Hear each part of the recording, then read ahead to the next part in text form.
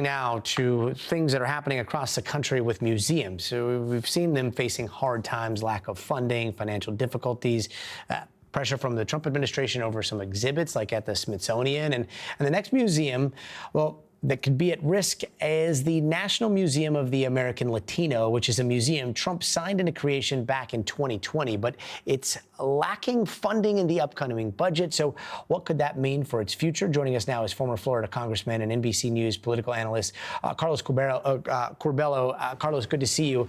What do you make of the lack of funding here? Like, is this hard times during budget cuts, or is this political? Well, Gadi, this budget, the president's budget, was put together early in his administration when Elon Musk and others had a very heavy influence. They were cutting everything.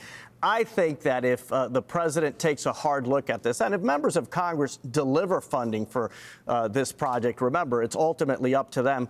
I don't think he's going to fight it. The president got a lot of support from Latinos in the last election. He signed this museum into law, as you said, back in 2020.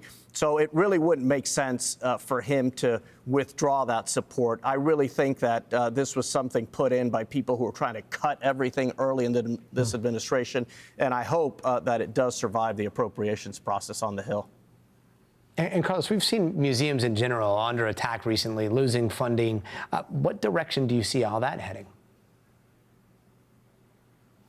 Well, look, certainly the president has tried to exert his influence on the content of museums. I think that a lot of Americans perhaps don't really understand that, why politicians are getting so deeply involved in what kind of exhibits museums display, for example.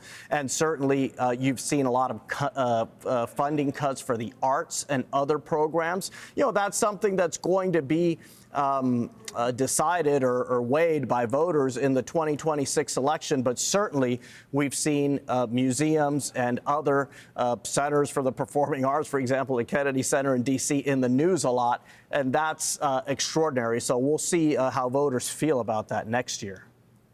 Yeah, we'll see how it all plays out. Former Congressman Carlos Curbelo, thank you so much for joining us tonight.